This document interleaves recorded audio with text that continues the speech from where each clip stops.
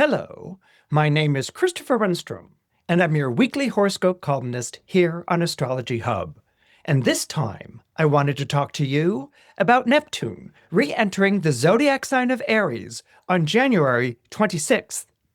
Neptune will be in Aries until 2038, so that means Neptune will be in the zodiac sign for the next 12 years. Now let's go ahead and talk about Neptune. What is Neptune? Neptune is a modern planet, and the reason why we call Neptune a modern planet is because it was one of the 3 planets discovered after 1781. In 1781, Uranus was discovered. Uranus was the first modern planet, the planet of revolution and change. And in 1846, Neptune was discovered. Neptune is the planet of illusion and disillusionment. And then in 1930, Pluto was discovered. And Pluto is the planet of ordeals and the transformations that arise from them. So this is why they are called the modern planets. They're discovered in the modern age. Before the modern age, we had the traditional planets in astrology, and those were the planets that were known pretty much at the beginning of astrology. And those planets were the Sun, the Moon, Mercury, Venus, Mars, Jupiter, and Saturn. Now, the modern planets are said to be very powerful. Indeed, in some regards, they're regarded as even more powerful as the traditional planets. And the reason why they're regarded as being more powerful is because the modern planets spend the longest time in an astrological sign. When you remember that the sun goes through all 12 zodiac signs in 1 year, and then when we look at the modern planets, which are planets that are further out in space away from the sun than even Saturn, then we see that the modern planets spend even a longer time traveling through just one zodiac sign. Uranus will spend 7 years in one zodiac sign. Neptune will spend anywhere from 13 to 14 years in one zodiac sign. And Pluto, because of its elliptical orbit, can spend anywhere from 12 to 32 years in just one zodiac sign. Now, when I say that Neptune is the planet of illusion and disillusionment, I also want to include with that idea that Neptune is the planet of vision. So when we say it's illusion, well, I think the best word to use to describe the illusory qualities of Neptune is the idea of infatuation. Let's say we fall in love with someone. We are said to be infatuated with that person. We see nothing but the most beautiful things about this person. This person has an effervescence. They move our heart. They stir our soul. They're someone that we might regard as even being a soulmate. They're so beautiful. They're so special. They're so larger than life, better than life. They live in a whole different spiritual plane. There's an exaltation to our beloved when we are infatuated with someone. We feel this longing, we feel this yearning to want to be close to that person. And then when we're away from that person, we feel miserable or anxious or full of insecurity. And maybe we are always checking our iPhone for texts or messages or something like that in hopes that this person will call us back. Okay, so that can be an infatuation. Now, loved ones and friends can laugh at us during a period of time like this, and sometimes they even do, and they're just going to say things like, you're so head over heels in love with this person, and you're telling yourself stories about this person. How do you know that this person feels the same way about you? And your response might be like, I just know that this person feels the same way about me, and don't say awful things about them. They're a wonderful person. They're so much better than you and me and all humanity. So, this is this idea of an exalted feeling, but also an illusion. We pin our hopes on something. We pin our wishes, our hopes, our dreams on something, on the hopes that this person will call us back. Or maybe it's an infatuation about a career or path that we're taking in life, or the way that the world should really be. And we just see it in these, basically what used to be called through rose-colored glasses. Okay, so we're full of hope, and we're full of yearning, and we're full of longing, and sometimes we can maybe even sound a little bit silly. Now, that's one level that Neptune will work, all right? Another level that Neptune works is on dreams. Now, these aren't dreams like a dream that you have at night, okay? It's not, something that like, oh, I dreamed about this last night and I'm going to write about it in my dream journal and try to interpret it. It's not that kind of a dream. The sort of dream that Neptune rules over is a vision, all right? The vision of something better. Now, one might ask right away, well, how is a vision different from an illusion or a fantasy? The difference between a vision and an illusion or a fantasy is honestly, there's a kind of mystical quality to it. You have this vision of the way things can be, and you devote yourself to that vision of the way things can be. It's almost like something that's calling out to you and that's leading you out into the world. Now, obviously, there are going to be questions like, is this a mirage or am I under the spell of this hopeful thinking, this wishful thinking? But there's something about the vision that calls and pulls and that strengthens you as you move forward to pursue it or even to realize it. You know that the pursuit of this vision is making you a better person. So a big difference between that and maybe perhaps an infatuation is that you're not feeling that kind of like longing and yearning and hoping, and I don't know if this will ever work out. The vision comes into you, it fills you, it strengthens you, it emboldens you, and you can see it, and it becomes like your calling, might be a better way of putting it. An example that I like to use when describing vision or a dream is the I've Got a Dream speech that Martin Luther King Jr. made on the steps of the Lincoln Memorial in 1963.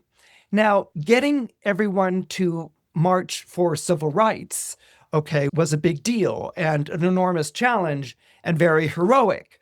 Not only was it a challenge in terms of organizing people and appealing to people, but it was a challenge because of the threats and the violence that were also involved.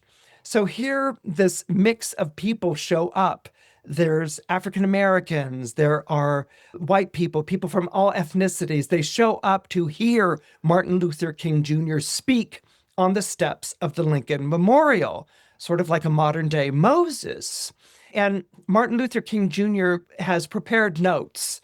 And these notes were, going to be thanking different agencies and different people and listing out to do activities, action steps, okay, what's important about civil rights. And it was a bit dry and it was a bit not interesting. So Martin Luther King Jr. gets up there and he starts his remarks, but then he hits this phrase, I have a dream. All right. And at that moment, Mahalia Jackson, who's like one of the most amazing gospel singers like ever, okay, and Mahalia Jackson is standing right behind him and she's like, what's that dream, Martin? Tell us about your dream. And he's like, I have a dream. And she's like, mm-hmm.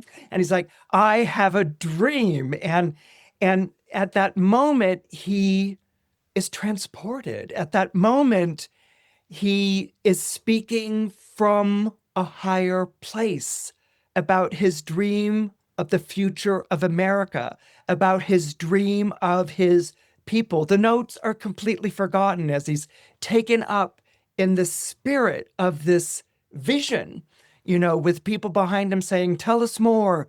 What do you see? What is your dream, Martin? And that's where the preacher came in, but it was more than the preacher. It was almost an otherworldly spirit that was very worldly and inhabiting the being of Martin Luther King Jr. And in that moment, he's so charismatic and so prophetic and so moving, which is also a very Neptunian thing. When Neptune is very powerful or coursing through you, it affects the souls of the people around you, the unconscious of the people around you. It's not like charisma where you're special and it's a rock concert and people, no, it moves the souls. It brings people together and they move towards and they can see that dream too. They can see that vision too. And that's what this experience was. And that experience, that speech was so momentous and transcendental and so transfiguring that it's one of the great speeches that has ever been made in the history of the United States of America. And even when you hear him give that, you can't help but be moved profoundly by it. And so this is the beauty of Neptune, the beauty of a vision, the ability to transmit or communicate that vision. It might be in words, it might be in music, it might be in mathematical formulas, anything that is symbolic. And yes, things like musical notes and mathematical formulas, numbers are symbolic. Anything that's symbolic and works almost like an access code into the unconscious and into the soul. So here Neptune will glamorize, it will mythologize, it will make transcendent, it will be transfiguring. But Neptune can also be illusory, like a mirage. It can lead us with a fantasy. We can be under a hypnotic spell. Those are the qualities of Neptune as well, which is why it's often described as the planet of illusion and disillusionment. We're under the belief of something, there's disappointment, and then following that disappointment, there is that belief again. There's something about the belief and the disappointment that takes things to a whole different, inexplicable level of inspiration. So this is what Neptune can be about. Now, when Neptune is traveling through a zodiac sign, it doesn't stop being Neptune, but it does take on the qualities of that sign, okay? So that sort of mythologization, that glamorization, that inspiration takes on the qualities or the elements of Aries. Okay, so what do we know about Aries? It's a fire sign. So it's going to be more spirited than soulful. In other words, fire signs, by being more spirited, are more enthusiastic. They're more excitable. They're more passionate. They're more taken by the spirit, and they can be very restless, and they can be very expressive and very dramatic and very loud and very like, we have to act on this. So it's different from a more soulful approach, which can be more contemplative, perhaps more quiet, more retreating from the world. A spirited approach sort of comes into you and infuses you with an enthusiasm, where you have to share the good news, or you have to talk about your experience. And this is the difference between a spirited experience of fire and a watery or more soulful experience, which might be experienced more in the zodiac signs of Cancer, Scorpio, and Pisces. What you also get with Aries is that it being a fire signs are very much about me, all right? And they're very much about being an individual, all right? So the fire signs, which are Aries, Leo, and Sagittarius, often are criticized for being egotistical or narcissistic and all these sorts of, names that we throw onto them. But what it is that the element of fire, the fire signs, there is no element. Water doesn't do this, earth doesn't do this, air doesn't do this. There is no element that places such a powerful emphasis and high value on individuality and on making a personal difference. So this idea of being an individual, being who I am. And when I am who I am, you get to be who you are. So the fire signs aren't just like, I have to be me, get out of my way. The fire signs like, I have to be me. The spark has roared into a flame, and I'm going to show you how you can be you too, where the spark will roar into a flame. And when the spark rolls into a flame with fire, they see things, there's courage, there's a sense of empowerment that's very, very strong. It's very powerful. And so what the qualities of Aries are going to be that individualism, that making a difference. It's going to be an independence in terms of beliefs and actions, which are also going to be very important.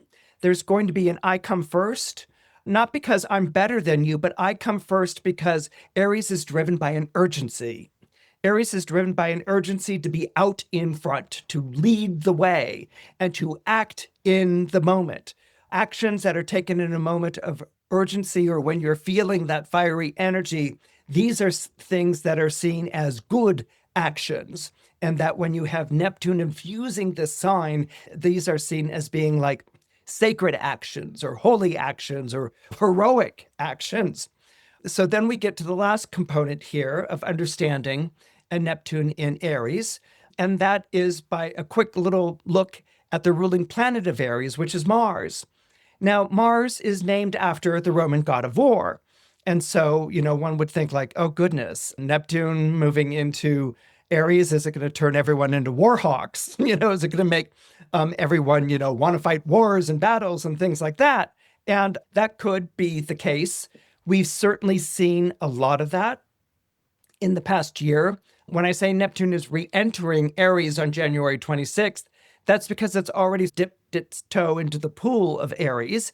Did that last year when it entered Aries at the end of May, and then it retrograded out of Aries in the fall.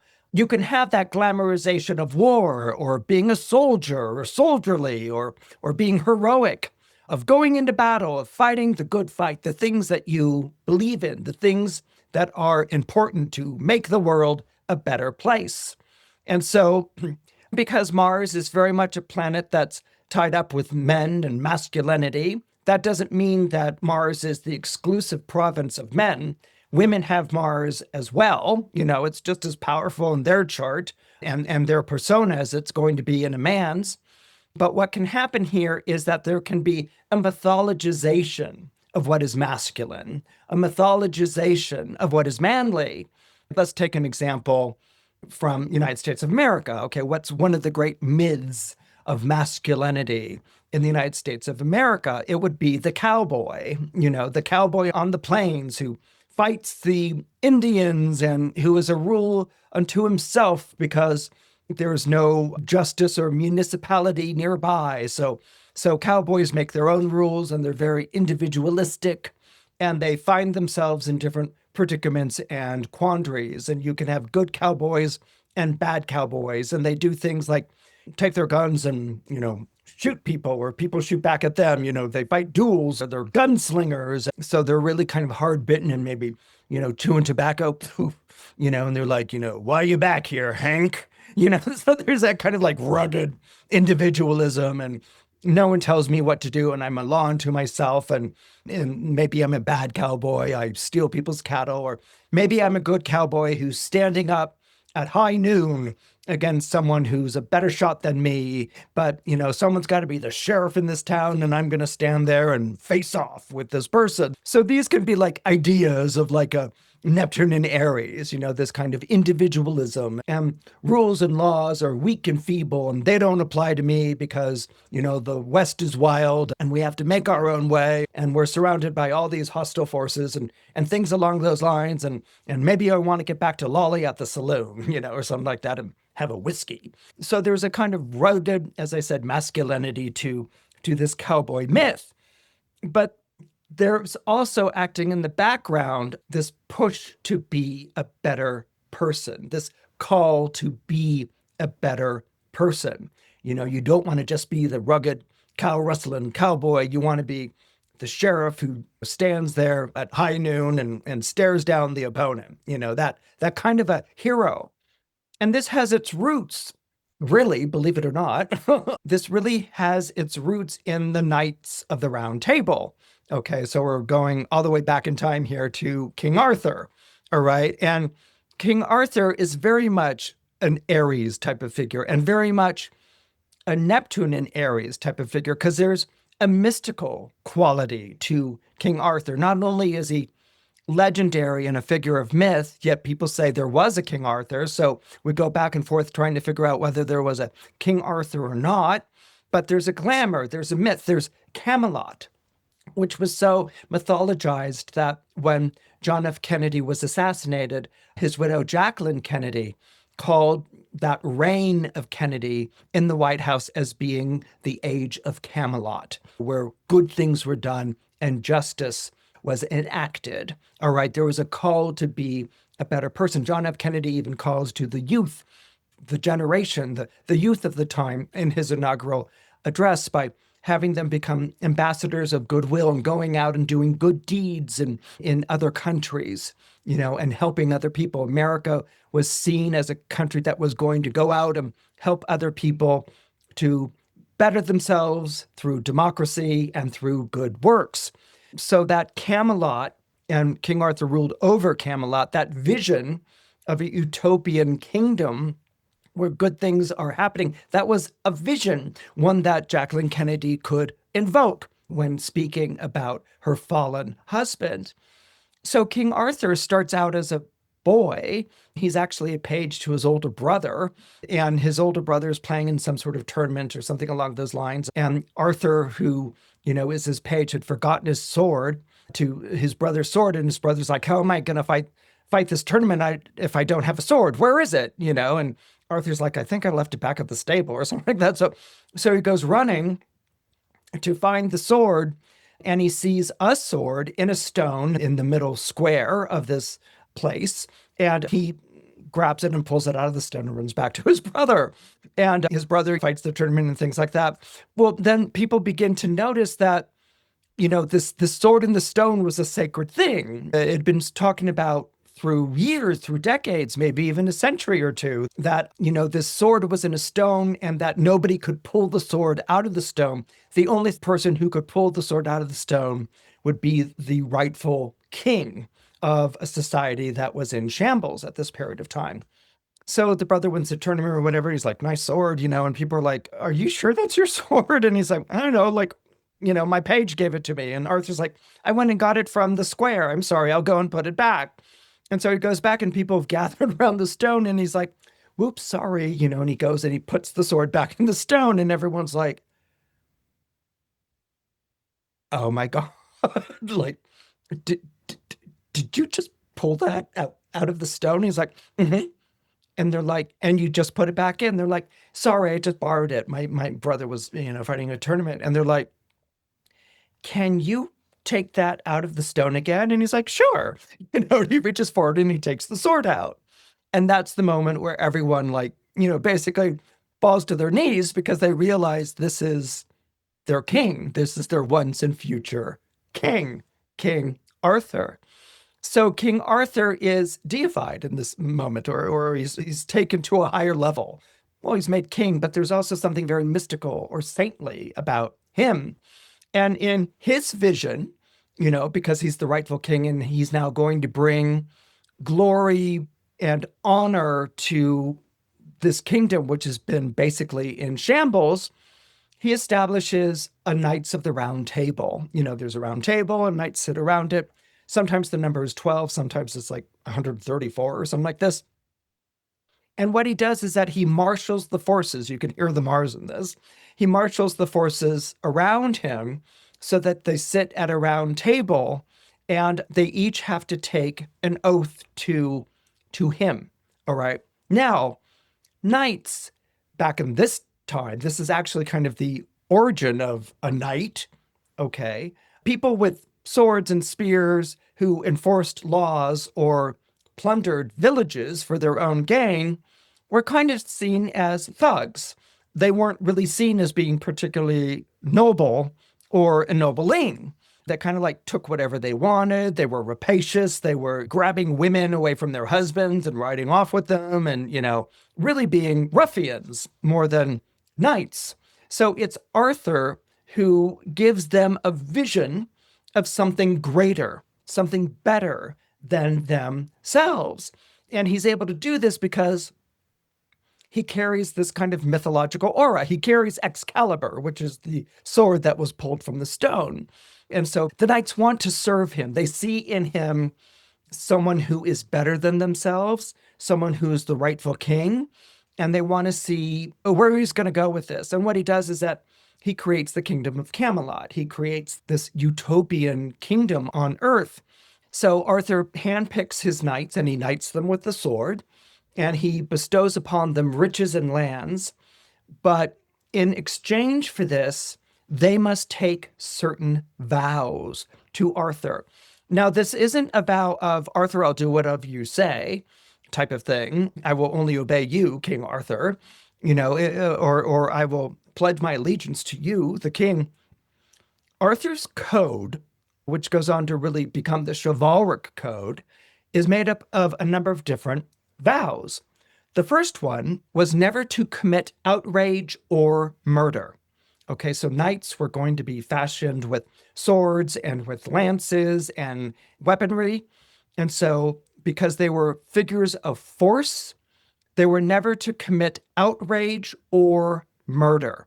All right, you were to behave in an orderly and noble fashion. The second point was always to flee treason.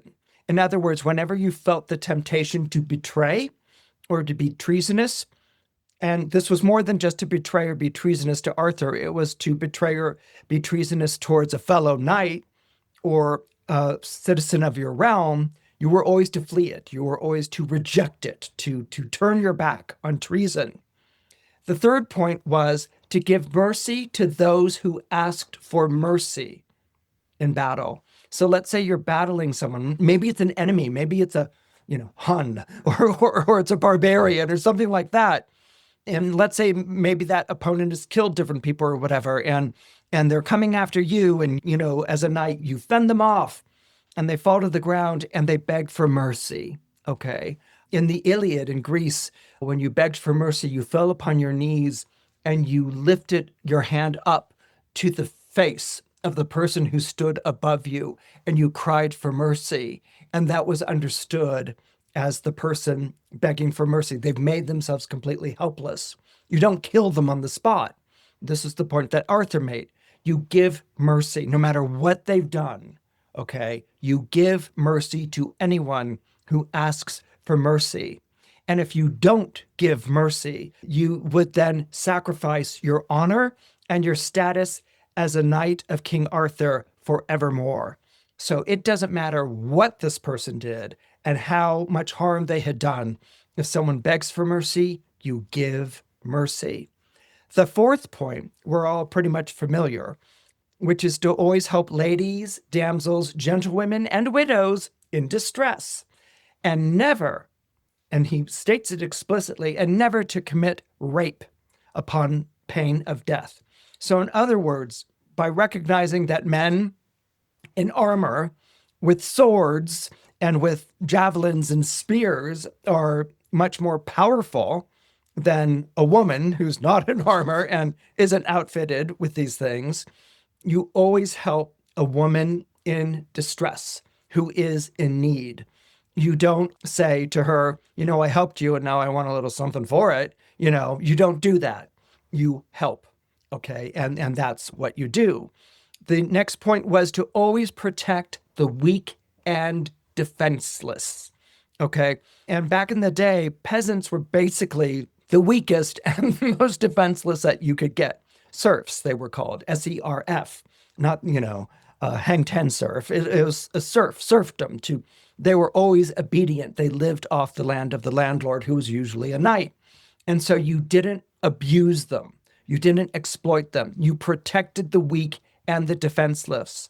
If someone was being bullied by someone else, you didn't stand there and go, yeah, kick him again.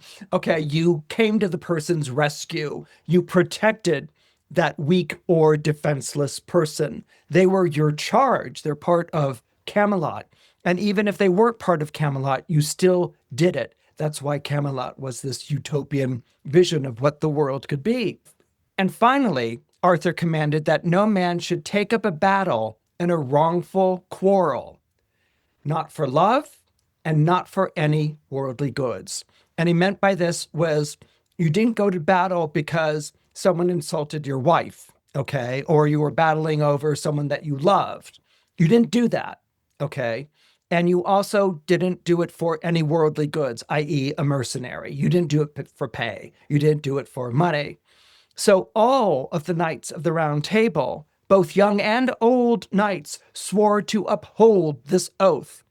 And every year at the high feast of the Pentecost, they returned to Camelot to renew their oath. So knights in the time of Arthur go on quests. Maybe they rescue people, maybe they go looking for a holy grail, but they go on these quests and they face dilemmas in their adventures. And you might know some of their names: Gawain, Lancelot, Tristan, and Parsifal. The quests of the knights mirrored the quests that we go on in our own lives and the dilemmas and the predicaments we face. So when I'm talking about Neptune in Aries, for each one of the zodiac signs, there's going to be that sort of element of the quest, of the search, and then the idea of the dilemma or the predicament that you face. Now, what I'm going to share with you are ideas. They're not predictions. And the reason they're not a prediction is because Neptune's going to be in Aries for 12 years, and I can't really sort of like take out a scroll and give you, Neptune in Aries and how it's going to affect you for the next 12 years. So what I want to share with you are themes or ideas which might become prevalent during the period of time that Neptune is in the zodiac sign of Aries. Hey friends, Christopher's going to go into the bi-sign breakdowns next, but before he does, I just wanted to touch in with you on one thing. If you've been drawn to astrology for a while, maybe watching Christopher's podcasts, but you sometimes feel overwhelmed trying to learn it all on your own, I just wanted to make sure you know about our inner circle. The inner circle is really the perfect place for anyone who wants the astrology to feel supportive, grounded, and lived. Not like another thing that you have to keep up with. Each month, you learn from a different trusted astrologer. You work with the lunar cycle energies. They give you very tangible practices to work with the energies as they're happening in real time. And you are going to learn how to read charts. You're going to get some of the most amazing techniques taught to you by the astrologers who are guiding each month. And you get to do it in community. So if you're looking for like-minded people to connect with, to really practice this language with, the inner circle is a great place for just that. January is one of the times of the year where we open the inner circle at 50% off the normal price. So this would be a great time to step in gently without pressure, try it out, see if it's right for you. If you've been looking for a steadier way to stay connected to astrology, we would love to welcome you in. You can learn more at astrologyhub.com/inner circle. And now back to the episode. So again, let's say you're born under Aries or you have Aries rising. What you're going to feel with Neptune in your sign is a call to be a better person, just like that knight from the round table. And to review some of those things that were talked about: loyalty, protecting those who cannot protect themselves, not going to war or conflict for something you want. What's communicated in that idea that Arthur communicates, and there he's literally talking about swords and suits of armor, but it could be in our lives today. Let's say we are in a superior position to someone else. And let's say we're in a position where we can bully that person or make demands on that person or make that person do our bidding. Maybe we get involved in fights or quarrels, that are over love or that are about money. And what the idea here is, don't do that. Be better than that. And that's a tall order, especially for an Aries, which is ruled by Mars. The reason it's a tall order is because Mars is named after the Roman god of war, and you fight for things, But this isn't like you don't do it rashly. You don't do it for selfish ends. You don't do it in the moment. You don't do it just to best someone or humiliate someone. There may be a good fight, and there is such a thing as a good fight. And one of the reasons why I always like to use Martin Luther King Jr. as an example is because of his pledge of nonviolence, which was a very difficult pledge to keep when you're having a fire hose aimed at you or dogs sicked on you or people shooting at you, or if they're not shooting at you, taking out clubs and beating you and fracturing your skull. Okay, that's a tall order. But the reason Martin Luther King Jr. preached that is not because, you're just going to be holier than thou and it's okay if someone, pours soup over your head or something like that. No, it wasn't that. It was the greater strength is the resistance to violence. The greater strength is the resistance to humiliation. Okay. The greater strength is in showing someone how things can be, as a result of a fight, but the fight doesn't get violent. And so it's that person who's expressing their violence and their hostility, and that's something they have to live with.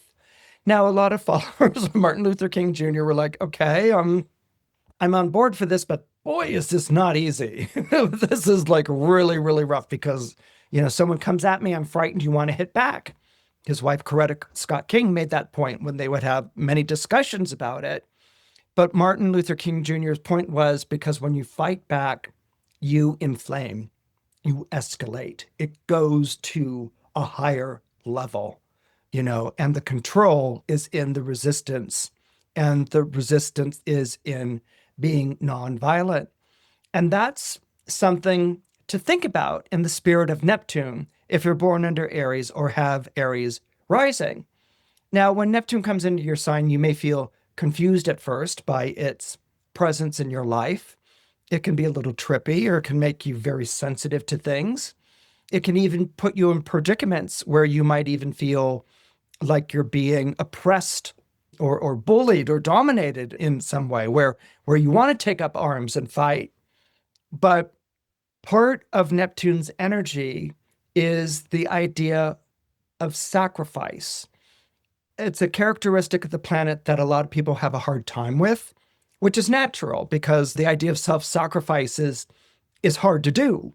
But Neptune in Aries is here to teach you that the strength isn't always a martial strength of fighting back or, yelling back or something like that, that there is strength in empathy, in feeling for someone else, even if that person is your enemy, and a big point that Martin Luther King Jr. made is that the civil rights movement isn't just a Black movement. It also embraces white people as well, because they have been raised in a culture of anger and supremacy. And the only way we're going to reach out to them is by empathy, by understanding that, by consolation, by guidance, and by love.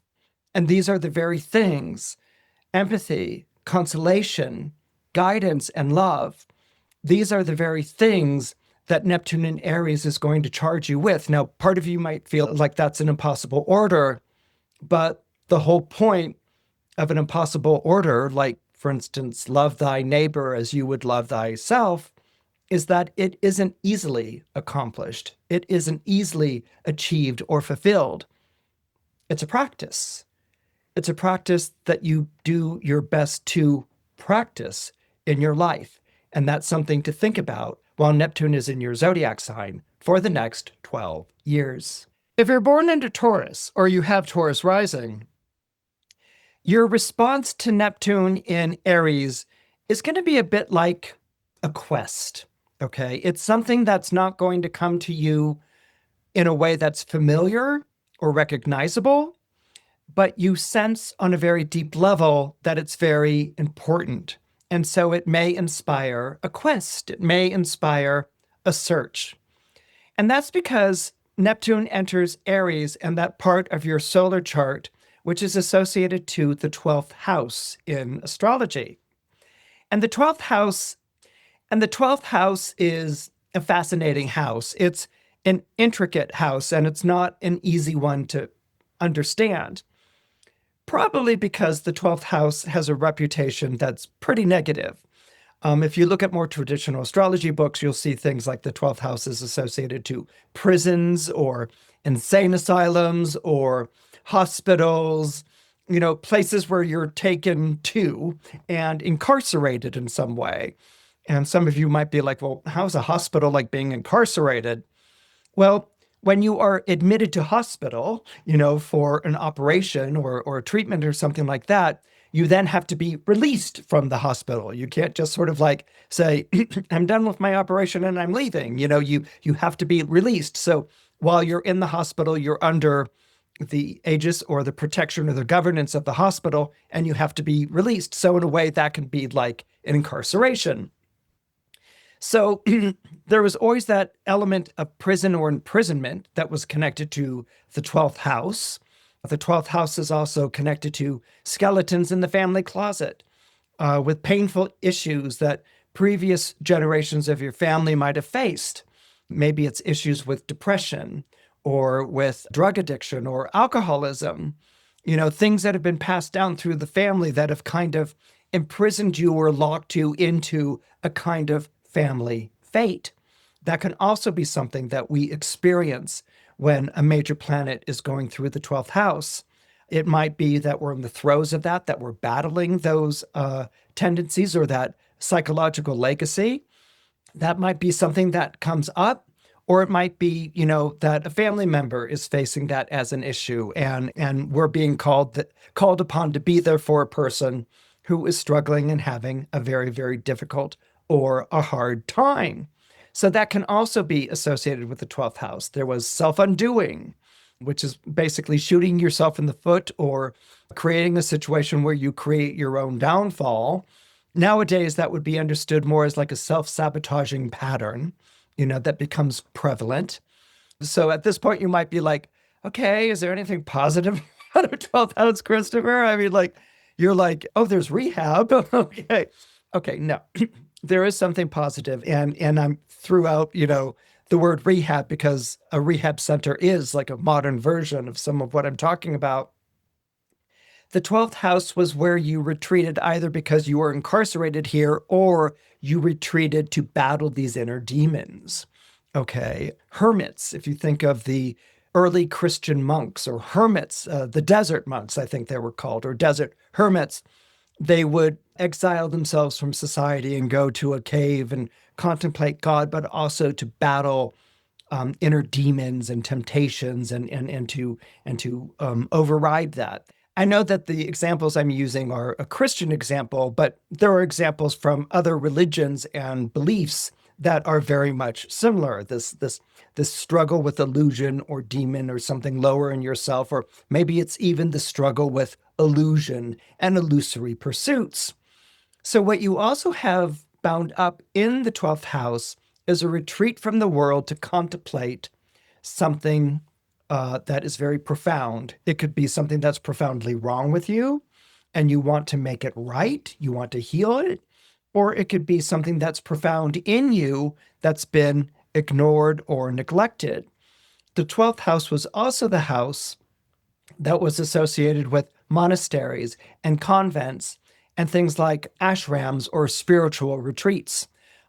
You might even take a vow of silence and meditate. This was a 12th house energy. You go and you voluntarily put yourself in a place where you're fasting or you're meditating and you're quiet and you're alone. Something that most people would be like, I couldn't do that. I need my cell phone, And so this was also something that's connected to the 12th house. Now, I'm not saying that you're going to go and become a Trappist monk a la, Thomas Merton or anything along those lines if you're born under Taurus or have Taurus rising. But what I am saying is that you may be feeling in yourself a kind of restlessness with Neptune now in the zodiac sign of Aries, in which you want to abandon worldly things, okay?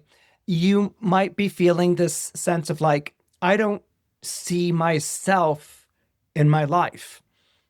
I see my responsibilities, I see my tasks, I see my obligations, and I see my duties, but I feel like I'm just going through the motions of these things.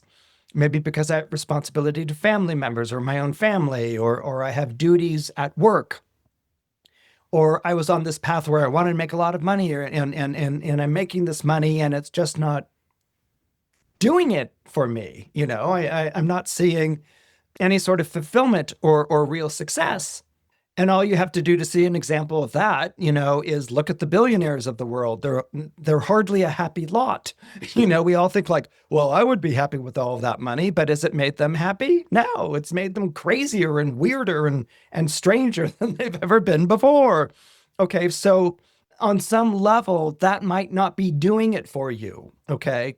The money might not be doing it for you anymore. The work might not be doing it for you anymore. You might find yourself or see yourself as a beast of burden, who is fulfilling these responsibilities and obligations and tasks, and you're left with an emptiness inside. And Neptune can be that feeling of emptiness. It can leave a space in you that isn't easily answered by your day-to-day activities. It isn't easily addressed through ambitions, wants, and needs. It doesn't respond to mantras or rituals. It's an empty space, what Ingmar Bergman called the silence of God. And in that silence of God can be spirituality, okay? It's really a blank slate is what we're kind of talking about here. And that the Neptune in Aries may leave you with this sense of emptiness, or the things that used to satisfy you no longer do. And then we get the Aries part, which is the questing night, the adventure. Where do I find this in my life? And so what's going on here is that the Neptune in Aries, remember, it's always going to be the individual. It's going to be who you are, is beckoning you to connect to who you are on this very deep and profound level. And you're going to want to throw titles and labels and things at it, but they're not going to hold, because that's not who you are on a soulful, profound plane. It might be who you are in the world, but it's not who you are in the nudity and in the silence of God. And so this is something that the Neptune in Aries is going to act on, okay? It will first maybe feel like an emptiness or something lacking, and so you want to fill it, but the more you fill it, it doesn't fulfill, and so it leads you, and it leads you on a path that's very spiritual and very soulful, and I want to say unwritten, okay? Because the whole point, and this is the point of fire, Neptune in a fire sign, the whole point is the experience of the journey, the experience of the search. And that, I'm sort of going to leave it like there, you might be like, Christopher, you're leaving me hanging. I've got 12 years of this. You have 12 years of this influence, of this energy in your life, of this questing, I think would be the best way to put it. So you don't have to join a monastery or anything like that. You can live in your world, but view yourself at life in your world and what moves you and what speaks to you on a very deep and profound and unutterable level. You'll know it's it when you can't explain it to someone else, okay? You'll know it's it when you hear poetry or prayer. You'll know it's it when you stand in the majesty of nature or the wonder of art. All right. So this is what I'm talking about. And this is something that will move you and even, I dare say, speak to you in the silence of being. If you're born into Gemini or you have Gemini rising, this period of time when Neptune is traveling through the zodiac sign of Aries will be one that's very accessible to you. And that's because Neptune in the zodiac sign of Aries, which is a fire sign, forms a natural sextile to your own sign, which is an air sign. Air and fire get one another, okay? They're both restless in terms of their energy, they're both active, and they're both activating. Okay, so this is something that air and fire both share in common. So when you have Neptune in Aries, and it appears in your solar chart in the 11th house, this is all about influence, okay? Influencing and being influenced. Now, something that we can look to see to help us interpret what this might mean for you as a theme for your next 12 years is let's take the fact that Aries is the zodiac sign that rules the head.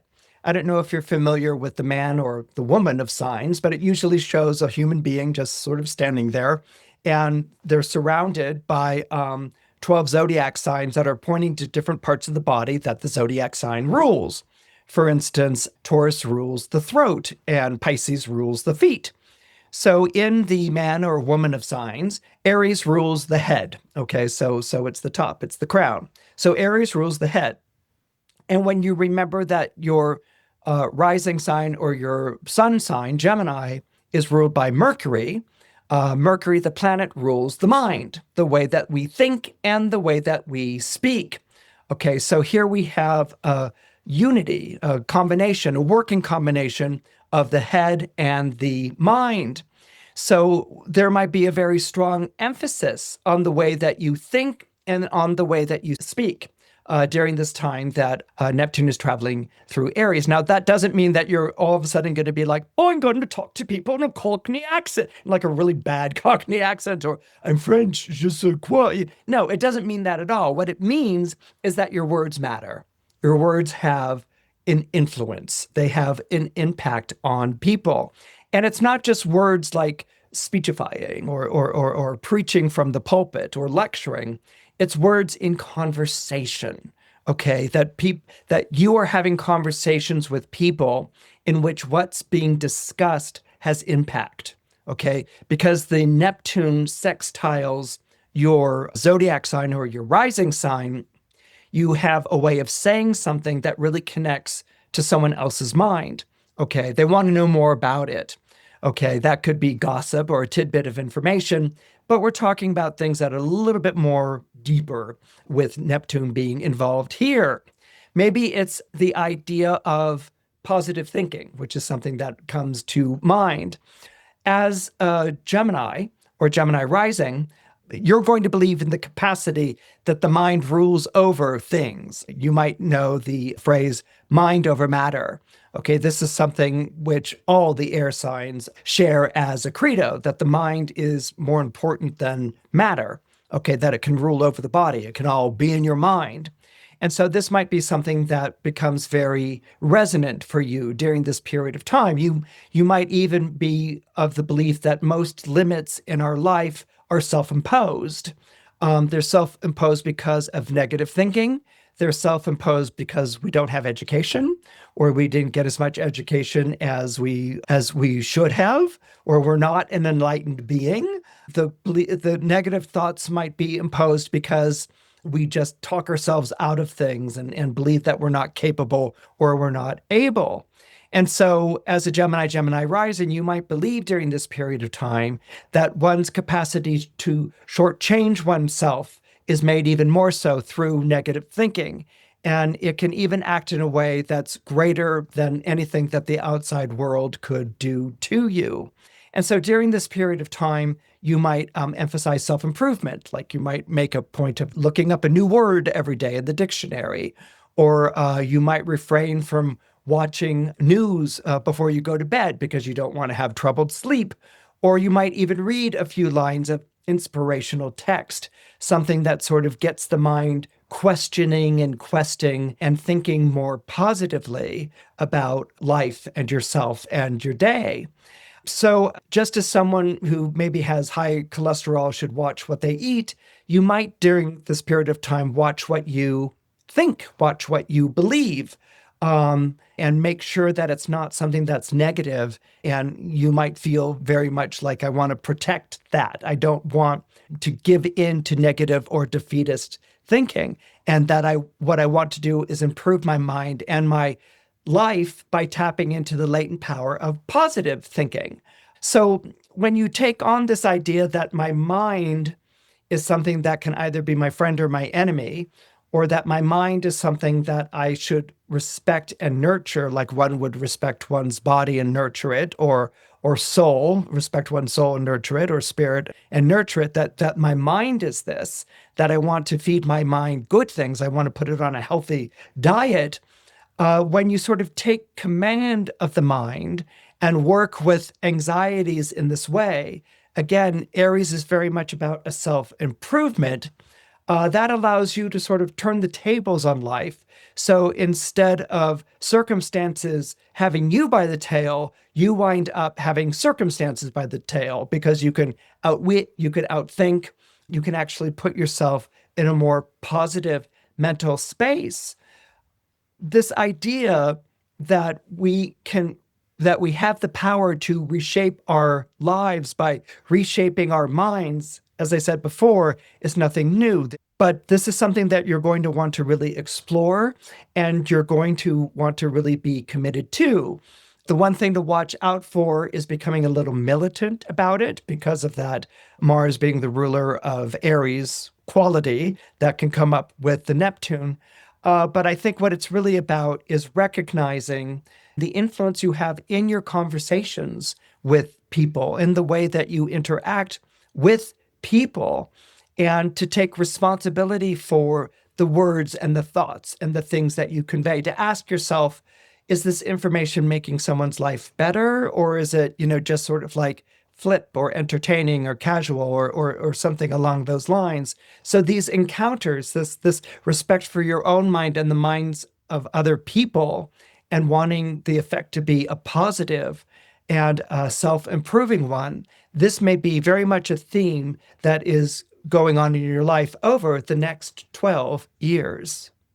If you're born under Cancer or you have Cancer rising, you very much identify with hearth, home, family, roots, and providing a shelter, a home for the people that you love. This is something that's very important to people who are born under the zodiac sign of Cancer or who have Cancer rising. You believe that if everyone had a place to call home and knew that they could count on their loved ones and friends, and that they went to bed at night with a full stomach, then there would be nothing to worry about in life and in the world. In fact, all of life's problems would be solved if you have a roof over your head and a bed to call your own. And so this is something that people born under Cancer rising, this is their approach to the world. It's let's house people, let's shelter people, let's make people feel like they belong. This is something that, everyone needs. Everyone needs to be fed. Everyone needs a good night's sleep. Everyone needs loved ones and friends. And let's do this. This is a good thing. This is not something that happens when people are in conflict or at war with things or battling or struggling. So also being born under Cancer, having Cancer rising, you don't believe in big solutions to big problems, Yes, you may follow things in terms of politics and culture and things along those lines, but you know that you're only one person, one household, and, no one's going to walk away from, big struggles where people are threatening other people or whatever because you ran out there and said, something. You don't believe in big solutions to big problems. What you believe is in taking care of people in their mundane concerns, like food and shelter and love, like I said, and that everything will fall into place. When you have little solutions to little problems, being a water sign, you believe in the ripple effect of that. You treat the people in your life well, you treat them with respect, you treat them with love, you're there for them. And maybe that's something that goes out like a ripple, that they'd learn to treat other people like that, and they impact other people in that way, who impact people in that way, and it spreads out from there. Okay, so that's what you do. You do it in the space of your own life, and you trust that is your message in a bottle to the world, this ripple effect of goodness, of sympathy, of empathy, of sheltering, nurturing, and protection. And it galls you that anyone should want for anything in a world like the world we live in, when we have all of this technology and all of these resources. To you, you just don't understand, why, the world isn't a better place as a result for all of this. And so you're going to lead with your empathy. You're going to lead with your protectiveness. And these are the things that are important to you. Now, Aries doesn't see the world like that, okay? And Neptune is going to be in the zodiac sign of Aries for the next 12 years. Aries sees the world as a place of standing up for what's right, that you fight the good fight and that you stand up and be counted and you don't retreat from battle, you run headlong into it. This is the way that Aries believes that fights should be fought. You stare down the opponent, you power through obstacles and difficulties like that. And as a Cancer, you might sort of understand that, but you're not really wholesale into that. You're more kind of like, well, maybe if people got love in their lives and at home, they wouldn't grow up and become bullies and wretched people. Okay, that if they got those things at the start and at the beginning, then the world would be a better place. So how are you going to work with this Neptune and Aries energy, which is a calling forth?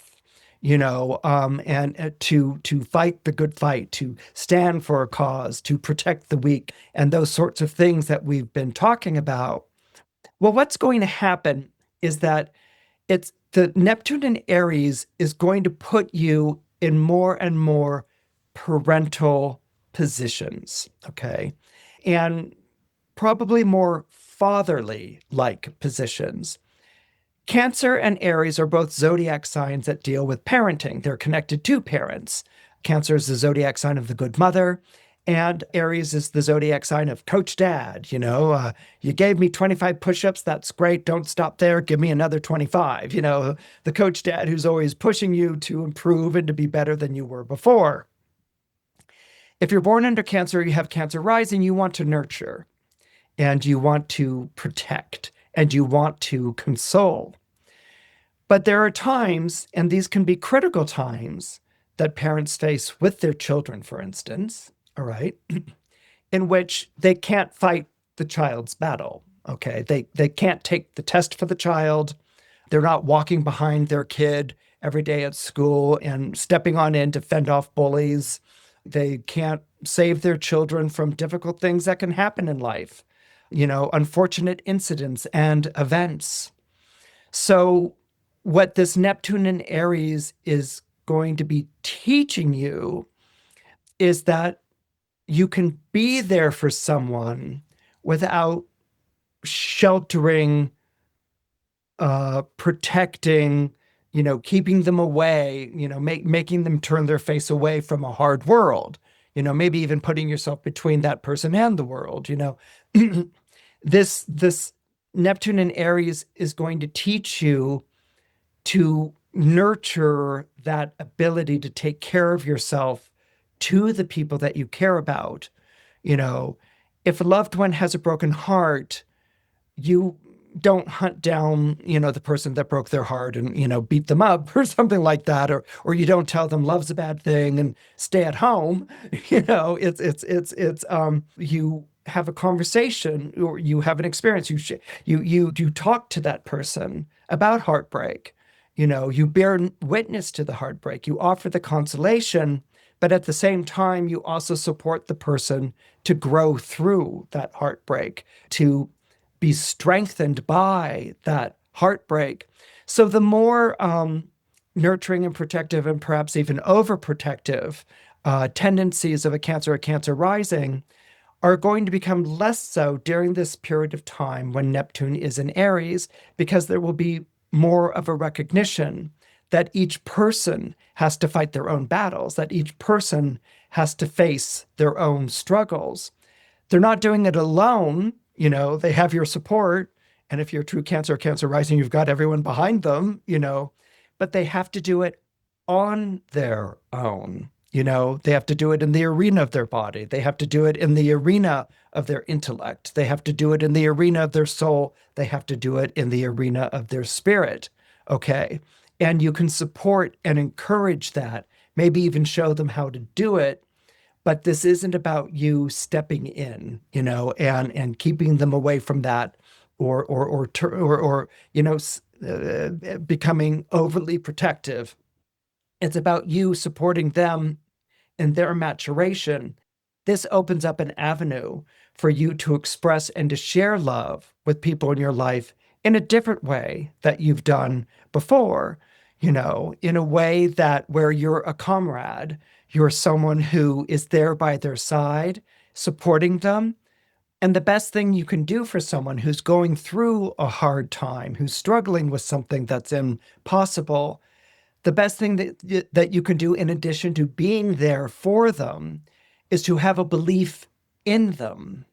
And a belief in someone is one of the greatest acts of love that you could ever share with another human being. If you're born under Leo or you have Leo rising, this period of time when Neptune is traveling through the zodiac sign of Aries is going to be an uplifting one for you. It's going to have a wonderful and positive effect in your life, but in a Neptunian way. All right, so in other words, you're not going to be showered with gifts and blessings, something that a Jupiter going through Leo would do. And you're not going to be the object of people's love and attention and charms, something that Venus would do. You've got Neptune that's traveling through Aries, and it's forming a trine. So Neptune's job, by forming a trine to Leo from the zodiac sign of Aries, is to make you a better person. Now, remember what I said earlier in this broadcast, that the fire signs are all about becoming me. That's the thing that's important. And this is going to be very important for you as a Leo. Okay. And again, Leos get a lot of grief and they get a lot of aggravation and a lot of names thrown at them that are really not right. You know, like egotistical and vain and narcissistic and things like that. And what it is that Leos are ruled by the sun in astrology. And as we all know, the sun isn't really a planet. It's a star. And so that's the thing that makes Leo so luminescent. That's the thing that makes them so charismatic and so unique and special.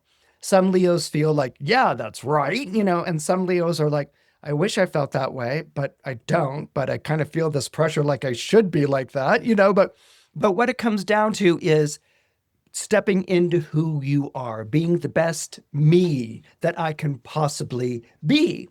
Now, Aries does this through contest, through battles, through competition.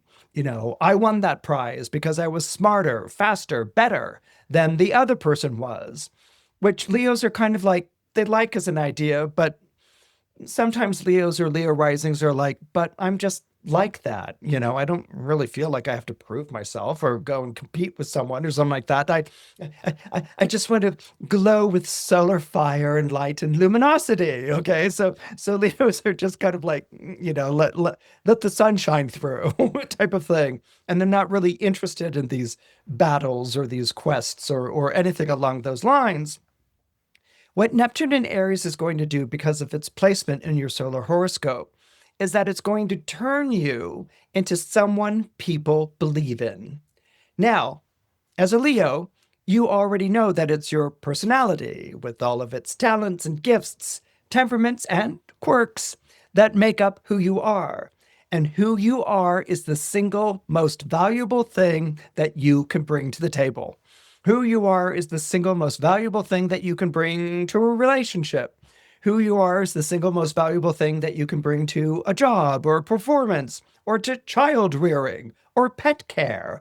Okay, who you are is the single most valuable thing in your life. And your job in your life is to radiate like the sun. Your job is to bring light and to bring heat and to be life-giving. This is what Leos do. Now, Leo, as you might recall, is the zodiac sign of kings and queens. But as any public figure can tell you, once you accept that crown and scepter, your life stops being your own. And this is kind of the way that Neptune in Aries is going to go to work on you. It's going to turn you into a hook for other people's admiration and fascination. Now, as a Leo or Leo rising, you're probably all into that. That's great. I'm going to be a hook for people's admiration and fascination. I love that, and maybe they can orbit me like planets orbit the sun. That would be even better. I'll live in an orb of light, of golden light, and this will be a great thing. And it is a wonderful thing when we first hear about it, when we see celebrities, we're like, oh, they're photographed and they get to model and people love them. And isn't that lovely? And I would love to be that, But if you take a closer look, a celebrity is held up to the certain beliefs or the certain prejudices or biases that people can have about them, all right?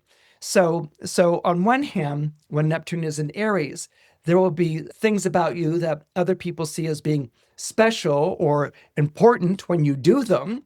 And so they'll want to know what you're doing, and this will be something that's important. And that's coming because of the Neptune trine, which magnifies that solar energy.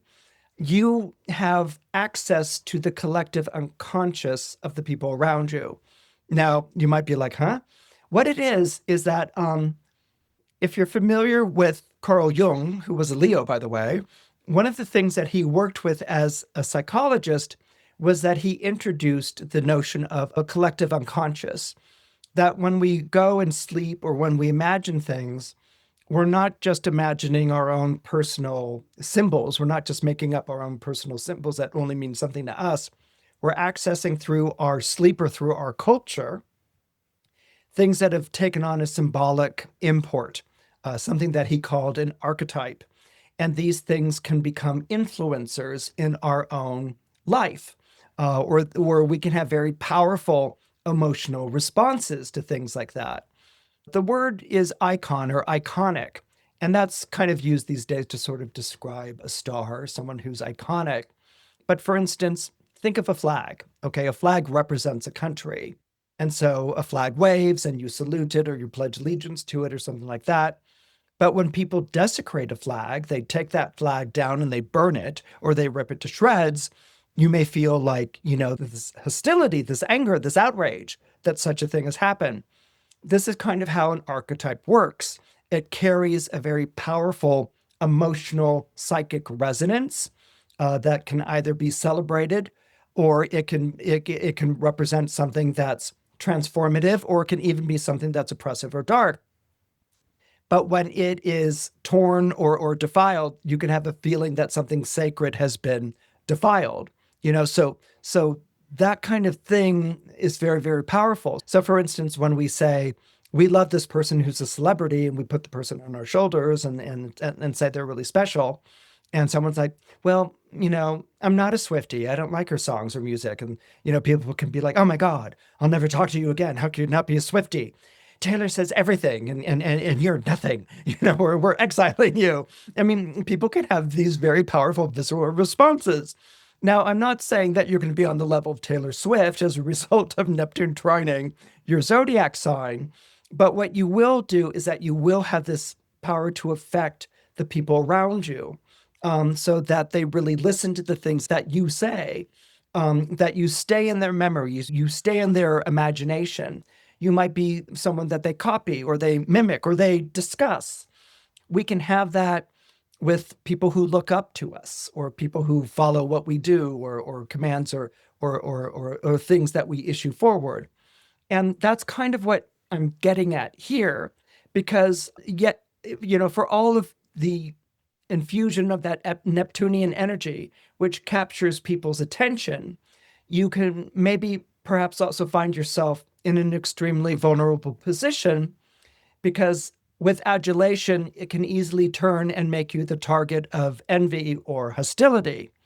So that's something to keep in mind, that there might be something about your aura or your charisma which can make people see you in a wonderful light, or make people see you in a hostile light, maybe because they see you as bad, or they envy you. So these are things to really take seriously during this period of time that Neptune is going through Aries. I think the big thing that I want to communicate to you is during this period of time where people are believing in you, it's going to beg the question, do you believe in yourself? Okay. And that's not a confidence question. Okay. Like, do you have confidence in yourself, or do you think you're a good or wonderful person? It's more like, are you a role model? Because when you impact or affect people's imaginations and their emotional lives and maybe even lives during this kind of a transit, you become a role model. It's up to you to be better than the typical person would be, and celebrities also know this. They can be a celebrity in the regard that they never do anything wrong or bad, or they can be a bad boy or a bad girl, and they're expected to do that all the time, 24/7. And that can get exhausting as well because it's not really who they are. So knowing who you are and also seeing yourself as a role model and really thinking about that responsibility, because so many people hold you in that regard, that's something that you've got 12 years to work with as it unfolds in your life, and something that's very important for you to take seriously, because you can really bring about a lot of positive change in the lives of the people around you and the world that you live in. If you're born under Virgo or you have Virgo rising, you're going to be doing a lot of things you said you'd never do, or you may even find yourself in situations you swore you'd never go near during this period of time that Neptune is traveling through the zodiac sign of Aries. Now, why is this happening? Well, it's happening because of the planetary aspect that's being made to your own zodiac sign. You're not dealing with a trine, you're not dealing with a sextile, square, opposition, or a conjunction.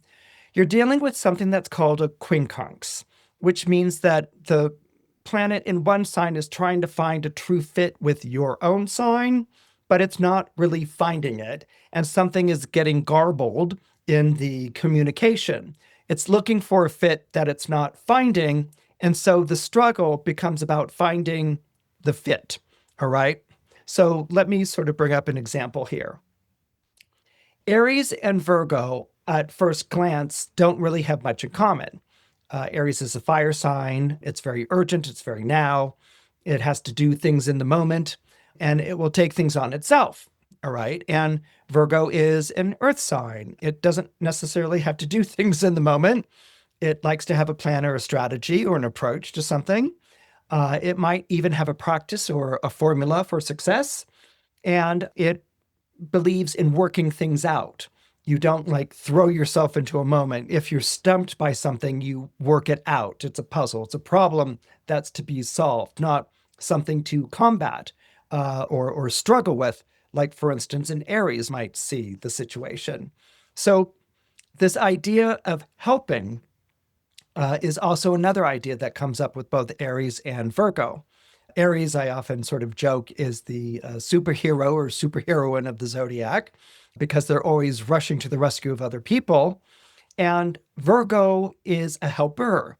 So the difference is that Aries will be the superhero. It will struggle, save the person from whatever difficulty they're going through. And Virgo is going to invest in educating or training the person to solve a problem on their own so that they never find themselves in that kind of a predicament again. Or if they do, they know what to do to get out of it.